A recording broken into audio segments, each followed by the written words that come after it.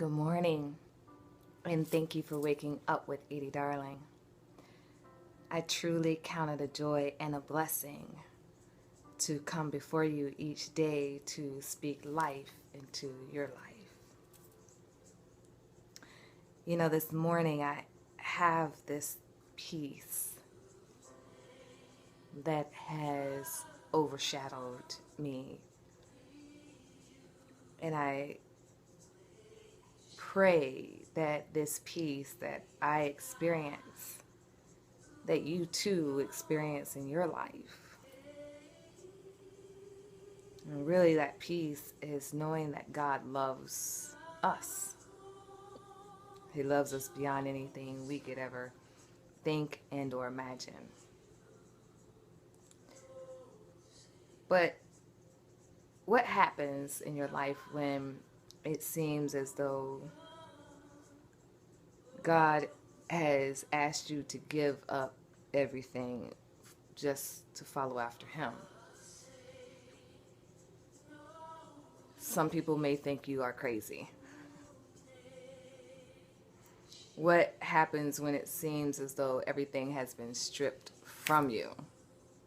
Then you begin to think you're crazy because you think, God, what did I do to deserve all of this? We talked about Job yesterday and how Job was a just and upright man before God.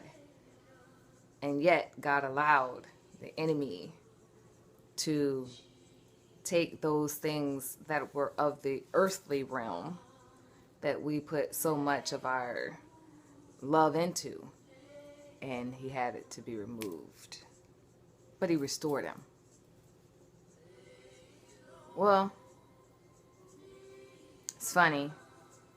God told me to share a story with you on some things that he asked me to give up. This morning I'm going to be transparent with you. You know, when I started this journey for God, when he first touched my life on October the 18th, 1998, I didn't expect for things to go the way that they had gone. You know, I tried sharing my experiences with people in my life. And I don't want to say they didn't want to hear it, but they just didn't understand it. As some people still today, they don't. But throughout my marriage, it was a fighting force to stay on the path for God, even though when I stayed on the path. But when you're not necessarily equally yoked on that path, and my husband was not a believer. They say, well, how did this happen? You love the Lord so much, and yet here's this man who doesn't love the Lord. How did y'all even come to meet? Lessons learned. So anyways,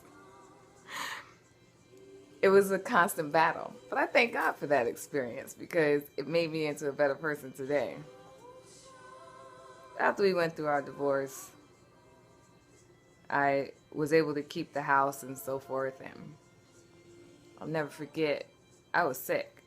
As you guys know, I've shared with you how my body was on the brink of death. I thank God for where he's brought me thus far on this journey towards healing. But God woke me up one day and he says, I want you to sell everything. I want you to sell your house. I want you to sell everything in it. So I began to tell my family this. I said, God told me to sell my house. Sell everything.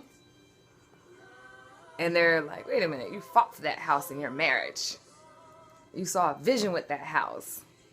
Because in my mind, I felt that it was going to be a family home and that one that my children could have as, something for them and their children. Well, my plan and God's plan is totally different. Because when God tells you to do something, you do it. Well, put my house on the market. I told the Lord these words. I said, if it is your will for this house to sell, I need for you to sell it. My house went on the market one week, and in that week, I had an offer on the house, and the house was sold. Nobody could believe it. So then God said, now sell everything from your past. And I need you to leave with nothing but the clothes on your back and the shoes on your feet.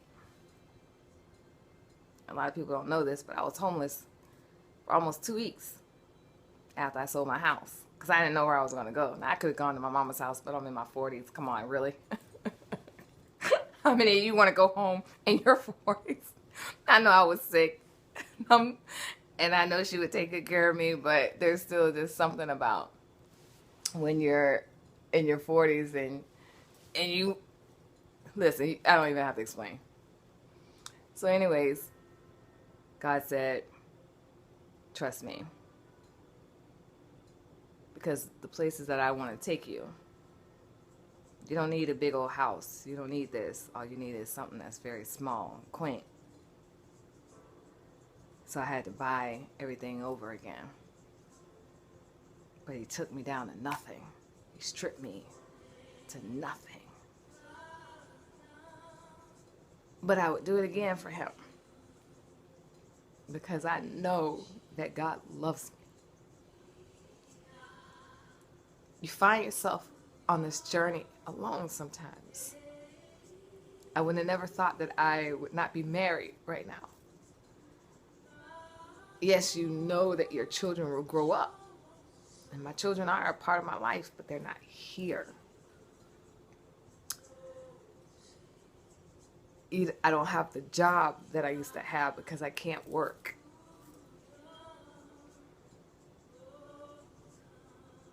You don't have the friends necessarily that have been in your life because God dismisses them. It says for an appointed time that I may bring them back. But until then, I need to get you by yourself and me. I can imagine, only imagine for a split second of how Job must have felt when he lost his children, when he lost all the things that he thought people think are very important to him. But I know that I would do this again for God. And that there's a purpose and a plan for it.